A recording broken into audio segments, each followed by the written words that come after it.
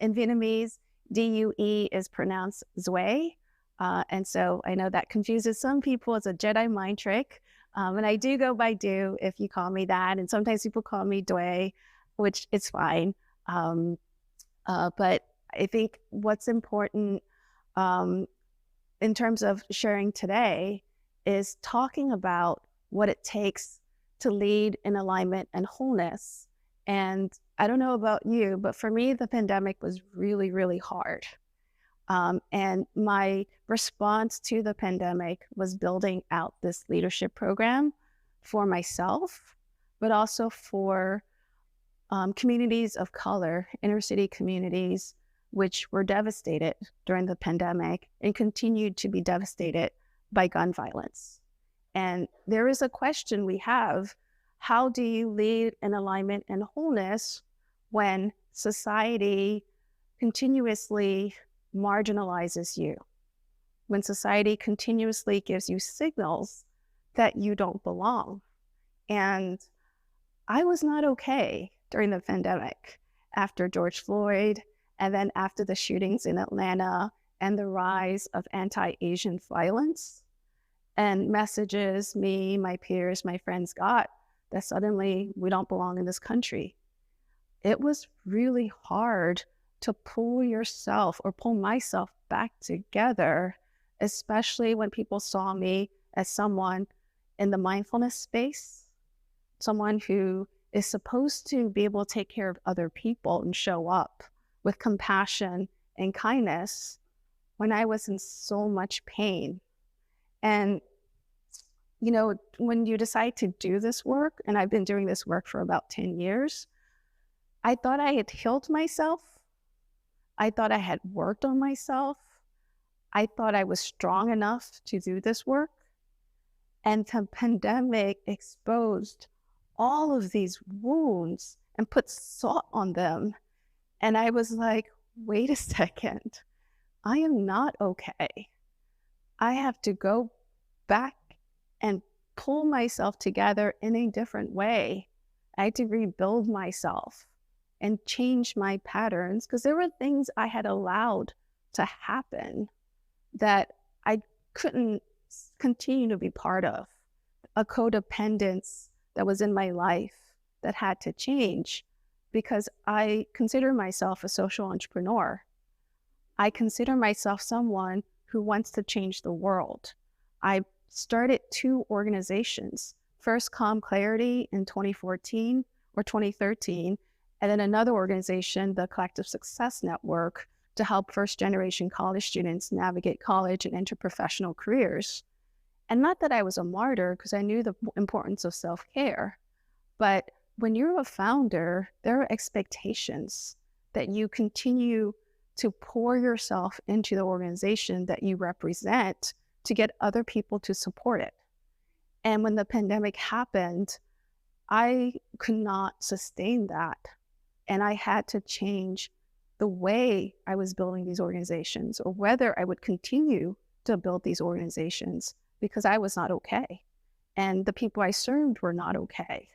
And we had to all change the way we looked at the world because all the things we were trying to do took so much from us. And it shouldn't be that way. And so leading in alignment and wholeness using neuroscience and mindfulness, that's the journey I'm still on. And I'm using these tools to rebuild and become a better leader. I have not mastered these tools, okay? I have not mastered them, but it's what's working for me right now. And I hope you will find it helpful. So I want to begin by giving you a bit of an intro about my organization, and then we'll go through steps to align and integrate your brain. And then we'll do some wrap up. And if there's time, Q&A. They don't give us a lot of time. So this will be more of a taste of this program that I'm building. And we might have to go talk more if you want a deeper chase, okay? So Calm Clarity's mission is to improve collective well-being, develop inclusive leaders, and create a world where all human beings and communities thrive together. That is hard. That is super ambitious. And yet I know with every cell of my being, That is what I was born on this planet to do. So I'm going to keep trying and finding a way to do it, even if I didn't figure it out by now. So there's no question that we're going to try this until we figure out how to do it well, until we can actually get to this vision. And it might not happen in my lifetime, but I'm going to keep trying. Okay. And I started in 2013 by training low-income students in inner city Philadelphia to rewire their brain, improve their mental health, and create positive change. Some of you know me from the Certified Workplace Mindfulness Facilitation Program. I'm the faculty person that comes and presents on the Neuroscience of Mindfulness. And I'm doing that again on Sunday, tomorrow. And you'll know me through that I love neuroscience. I live, eat, breathe brain science, right? And that's because there is no other way to heal yourself if you don't understand how your brain works and you don't understand what trauma did to your brain. It's just stories and stories and stories. But once you understand how your brain works, you can start to see changes and do this more effectively. You can practice mindfulness with more clarity if you know what's happening in your brain as you do it. So what I do mind hacking is on the cover of my book, A Mind Hacker's Guide to Shifting into What You'll Learn as Brain 3.0 today.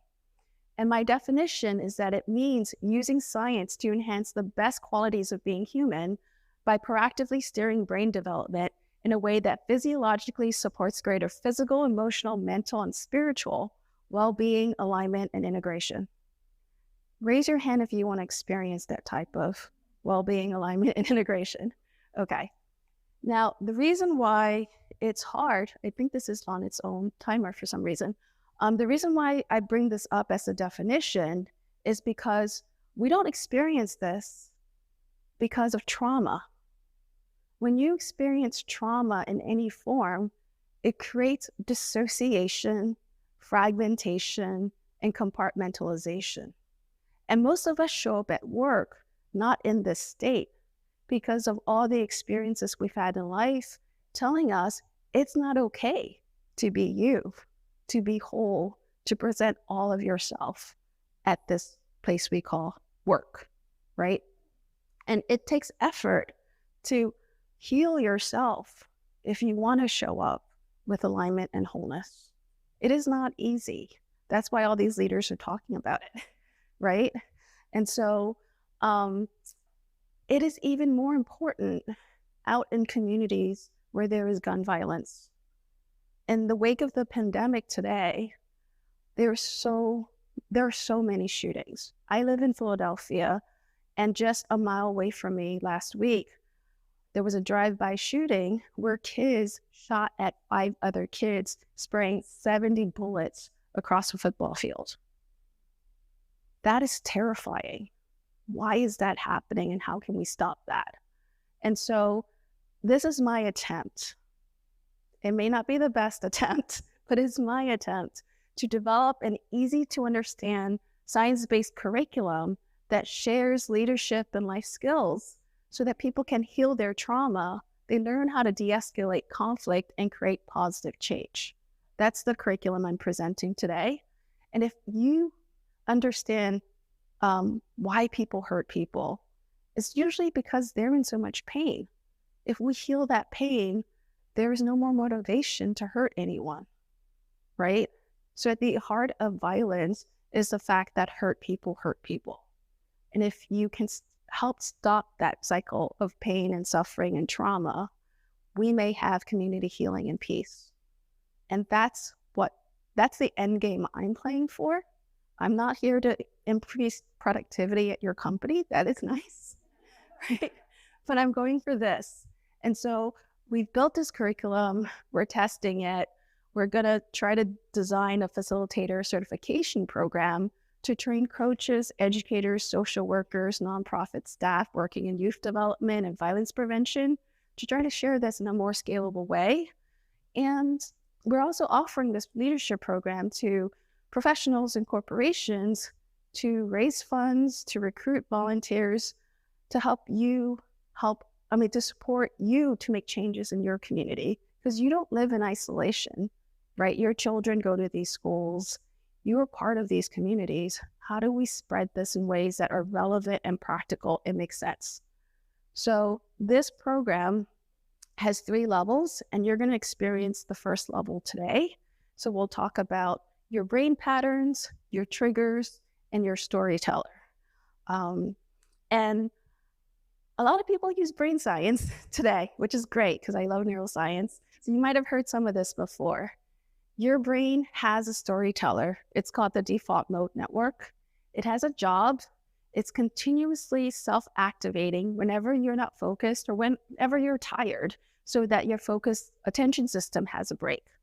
And its primary function is to simulate reality through prediction so you can navigate your world. That's why it's your default mode network, because it's really, really important to navigate your social world, right? So you're constantly rethinking, what does that conversation mean? What did that person really mean when they said X, Y, or Z? Or is so-and-so mad at me? How do I fix that relationship? Now, we experience this as self-talk, mind wandering, monkey mind. But the truth is, the stories of your default mode network are shaped by your traumatic experiences, right? A lot of stories of self-rejection, unworthiness, how the world is out to get you, that you're not safe. Unless you heal, those stories continue and they hold you back as a leader, as a mom and dad, as a community member, right? Whether or not you vote often has to do with your stories about the world. Now, what's important is to recognize we have 3 patterns of brain activation. What I call brain 1.0 is fully formed when you're born. It's your freeze, fight, fight system. It helps you protect yourself, be safe. And unfortunately, the voice in your head when you hear the system activate, to me, sounds like an inner Godzilla. It makes you want to smash things or completely disappear, or both. When you get ghosted, maybe that is the inner Godzilla going away, right? And wow, this thing keeps going off on its own. And no one likes the way this feels. So we escape, we numb using the dopamine system. There's a voice in my head I call the inner teen wolf. People may name it something else because it cares about status and prestige and how people think of you. You want to go up in status. People become extreme about social climbing, workaholism, getting nice things, looking good, right? Because of this dopamine system's attachment to moving up a social hierarchy. It also drives FOMO, the fear of missing out. It drives you to eat a lot of chocolate or potato chips or French fries, whatever your comfort food is, or people pleasing, what makes your ego feel good, right? And unfortunately, your autopilot, your unconscious mind, if you don't control it, can just be hijacked by brain 1.0 and brain 2.0 continuously until you learn to develop what I call brain 3.0. Now, brain 2.0 takes over in your teenage years. Your dopamine system is basically the strongest part of your brain at that time. The neural networks of brain 3.0, which allows you to have more well-being and self-mastery, they fully form only in your mid-20s, yet most of us don't learn how to really use these networks. We still rely on brain 1.0 and 2.0 because those are our habits, right? If you learn to activate and strengthen brain 3.0, you're going to have more executive functioning, and the voice in your head shifts. Instead of thinking about reward and acquisition, you start to think about how do I navigate this world as my best self? What does it mean to realize my full potential, right? What are my gifts? What are my talents? How do I make a difference? How do I show someone I care about them? How do I connect? How do I build a better world, right? Your inner sage, this voice that helps you channel your inner wisdom, your compassion into the world, needs you to activate brain 3.0 for you to hear it. Whatever is the loudest part of your brain runs your default mode network. So if your default mode network through life experience was programmed or wired mostly in brain 1.0, the stories you tell yourself were fear-based. If it was programmed through rewards, through conditioning to chase status and achievements, then the stories will be in Brain 2.0. And school systems, colleges, they use Brain 2.0. Corporations use Brain 2.0 to motivate you. It is very strong in our society. And it's up to you most of the time to take ownership of developing Brain 3.0. And that's why mindfulness is so powerful, because it is a brain hacking device to accelerate the development of Brain 3.0. Now, your default mode network sounds extremely different depending on which of these networks are activated. And so often we hear the inner critic, and it is a combination of Brain 1.0 and Brain 2.0. Brain 2.0 is saying, you got to do this. This is all or nothing important. And if you can't do this, you suck. Brain 1.0 will say, right? And it's constantly saying, control this, control this. If you can't control this, you don't belong here, right? You get out of the room, go home. At least that's what minds say. And when you shift and hear Brain 3.0, right, your inner sage will say something different. It will be curious. It will be compassionate. It will help you navigate your challenge in a more effective way. And so when we practice mindfulness, we start to rewire the default mode network so we quiet the inner critic. We're actually shifting how the default mode network functions so that it is less tied to Brain 1.0, and you allow it to get rewired with Brain 3.0. And so it's important to recognize, though, Brain 1.0 and 2.0 are very important aspects of our lives. Brain 1.0 gets activated when you're stressed, when you're challenged, because it matters. Sometimes it's life and death. Sometimes it's your job at stake, right? These things matter. And so any change or disruption that reduces safety, stability, and security, right? Your threat system will be like, uh-oh. Uncertainty, whenever there's an uncomfortably high possibility of a negative future outcome. Uh-oh. Feeling helpless, powerless, or overwhelmed by things that are beyond our control. Uh-oh, right? And then isolation, rejection, and stigma. We're all social creatures. That's a huge uh-oh, right?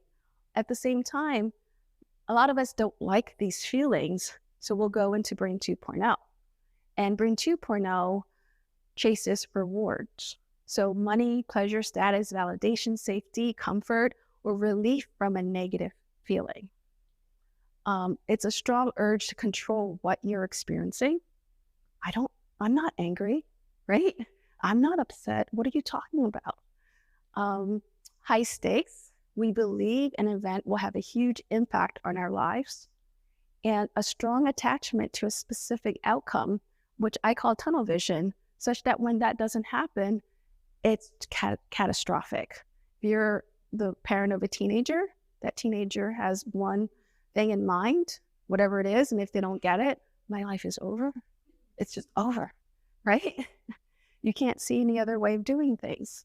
So we have to acknowledge that this is part of the human operating system, but we have to learn how to manage this better. And so whenever there is stress, depending on how you're wired, it may put you in Brain 1.0, or you'll go straight into Brain 2.0. And over time, some people like the Dalai Lama, in cases of stress, may just go into Brain 3.0. But most of us have to take time to shift from Brain 1.0 into 3.0, from 2.0 into 3.0. And the stronger Brain 3.0 is, the easier it is to shift into Brain 3.0 to respond to stress and adversity. The way the brain works, the more you fire these pathways, the stronger they become. They can then become your default network, but only if you're constantly firing them, which is why all the teachers say, meditate twice a day.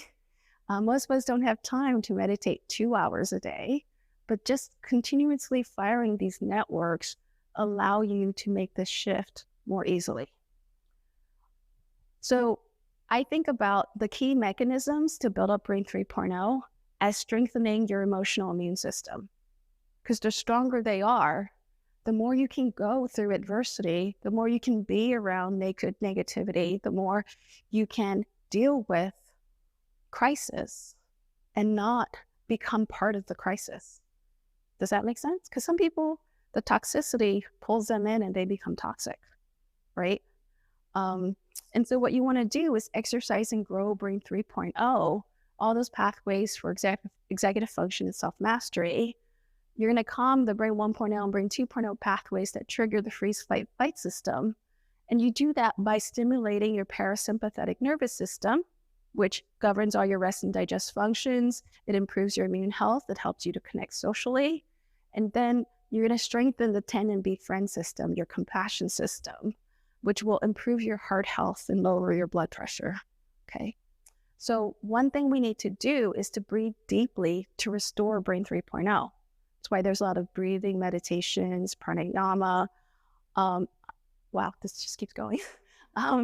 And what's important is to recognize that when you're stressed, blood automatically flows away from Brain 3.0. It's going to your arms and legs. It's leaving your visceral system, your visceral organs, so you can freeze, flee, fight, whatever it is, right? And you have to intentionally bring the blood back in. And by taking time to deep breathe, you're restoring Brain 3.0. That's extremely important physiologically. If you think you can do that you can make that shift without physiologically taking time to breathe, you're usually wrong because you're in Brain 1.0 already, right? Or Brain 2.0 already. You've got to take time to breathe. Now, you want to then observe how are you experiencing these states so you can name them and tame them. And when we work with young people, we ask them to think about situations when they're in the state, what their body feels like in these states, and can they name that voice in their head that emerges in this state. So I say, mine's, I've already given names, inner Godzilla, inner Teen Wolf, inner Sage, but other people might say Eeyore, Oscar the Grouch, the Incredible Hulk, and fancier names that they come up with. And a lot of people like alliteration, so Negative Nancy, Debbie Downer is popular. And then in Brain 2.0, mean girl, bully, perfectionist, control freak, toxic boss, that comes out. We all have that part of us, right? And then in Brain 3.0, I say if you love Oprah, it's your inner Oprah. It's your inner yoga teacher or guru or coach or your inner compass, your true north. These are different names that you can give it, right? But it will feel different. You will befriend these parts of you. So when your inner Godzilla shows up, you don't say, I hate you, go away. Like, hi. When you're here, it means I feel that I'm not safe. How do I make you feel safe again?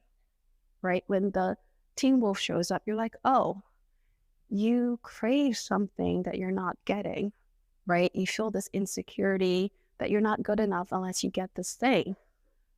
Let's look at what that is, and is that important right now? Are there other ways of getting that feeling of security, right? And so you reorganize your relationship with yourself by seeing yourself as more complex and not identifying and saying you are Brain 1.0 or you are Brain 2.0. Those are not you. Those are aspects of you that come out because you're experiencing stress, you're experiencing challenge or adversity, right? And there are signs you have to practice self-care to reactivate Brain 3.0 and bring your best self to a situation. Now, you also have to think about what are the things that tend to trigger you in everyday life. And your life is different from my life. If you have kids, if you're a teacher, if you're an executive, there are different triggers. If you're client-oriented or not, if you're a nurse, if you work in an emergency room, there's very specific triggers for you in your daily routine. So I think it's important to acknowledge there are good reasons why you would be in Brain 1.0. Whenever you experience danger and threat, everyone at Roxborough High School was in Brain 1.0 after the shooting. And that's appropriate. There's nothing wrong with you. It would be weird if you didn't experience that, right? Honor this part of you. Heal this part of you. When you experience rejection, shame, embarrassment, failing, criticism, poor performance, yours or your team's or other people who you think reflect on you, when you experience conflict, bullying, unfair treatment, loss, despair, worry, These are all reasons to be in Brain 1.0. And when you turn on the news, they give you a lot more reasons to feel this way, right? And then with Brain 2.0, pleasure, right? Food, drinking, entertainment, drugs, anything you want to binge is probably activating Brain 2.0. Ego boosts, social media, likes, praise, competition. Anyone here who's competitive, you like beating people, winning. That can be addictive. Awards, trophies, money, status, luxury goods, stability, control, sense of power, a sense of autonomy. These are not bad in themselves, but they can hijack you if they become the only thing you care about. That means you're in Brain 2.0.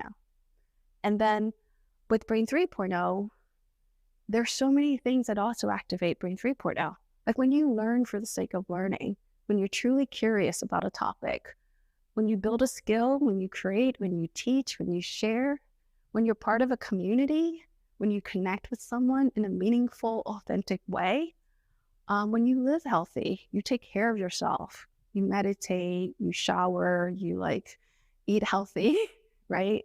When you experience awe, where there's nature, where there's art or science, looking at the galaxies, the cosmos, looking at the law of gravity or Einstein's work, and how did they figure this out? Looking at your phone and be like, I still don't understand it. It's magic, right? And then any experience of self-actualization, discovering what you're good at, what your gifts are, what your potential is, how you make a difference, how you make an impact.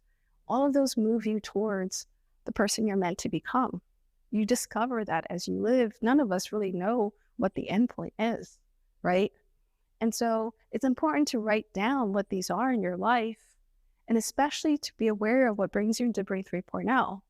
We then ask people to pick at least 3 things that bring them into Brain 3.0 and do it every day, whether it's meditation, going for a walk, talking to someone you love, writing in your journal, anything that helps bring this part out and make it stronger. You have to do it, or else the world, all the triggers will just keep bringing you into Brain 1.0 and 2.0. Now, another important thing is to write down what these parts of your brains are saying when you're in a crisis, when you're in a challenge, because they all will have something to say. And most of the time, we only hear what the inner Godzilla or inner team will say about something.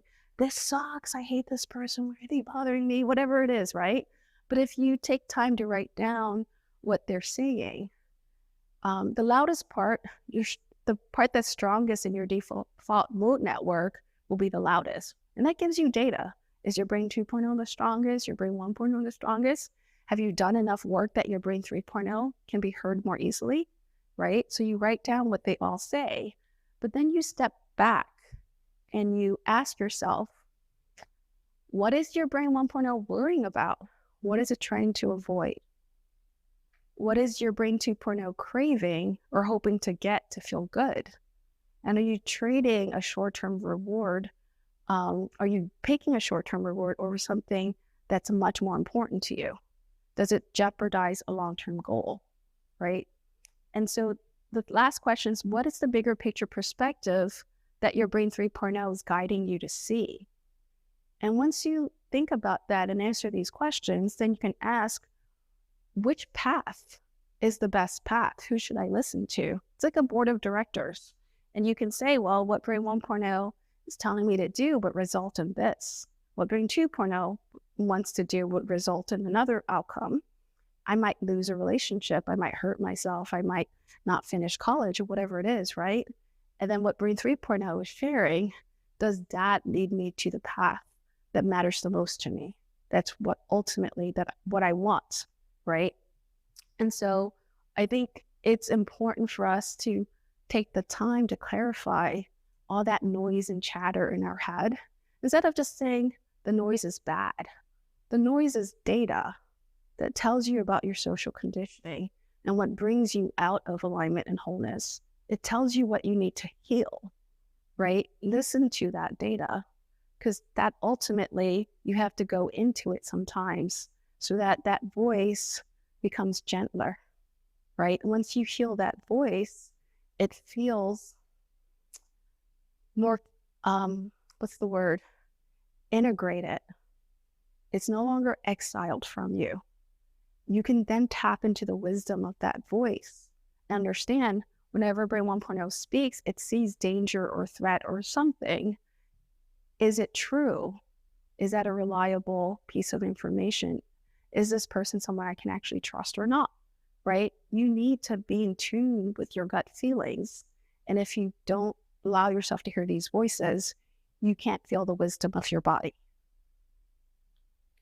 So that is level 1 in a nutshell. We usually take about 4 or 5 hours to go through the exercises, the breakout discussions, and really feel this in your body.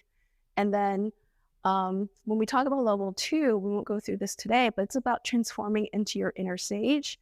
And it's about helping people understand how to interact and connect using Brain 3.0 and understanding how connecting and interacting in Brain 1.0 and 2.0 impacts them in their relationships, right? And how do you change those relationships? How do you become conscious of the way these parts of you interact? How do you choose to interact in Brain 3.0? Lesson 5 is about understanding how we see the future depends on which part of your brain is activated. And you can change how you see the future or see the data point of how you're predicting the future as something that tells you whether you're in Brain 1.0, 2.0, or 3.0 even. And then lesson 6 is about healing Brain 1.0. And ultimately, it's probably the most important lesson that no one does. In the sense that we have to compassionately process and release the past. Most of us are running from the past. We're not actually facing it. And as James Baldwin says, what you don't face never gets healed, never gets changed, right? And so what's important is that we learn how to forgive. We learn how to forgive others and forgive ourselves and any of the pain and damage that we've received, that we felt, and any of the pain and damage that we've caused, right? Because that's how you heal violence, is to really go that deep. And then level 3 is that's when we finally talk about mindfulness and think about your autopilot. We want to change, but your autopilot has been hardwired for how many years to do something else? How do you bring your autopilot on this journey with you? And then lesson 8 is, now that you understand what it takes for you to transform and heal, how does that apply to the way you support other people, right? Because by this point, you have to understand you're connecting to people in Brain 3.0 before you can change the greater society. You've got to learn how to connect to yourself before you connect to other people using Brain 3.0. And then lesson 9 is about understanding, what does it take to change the world?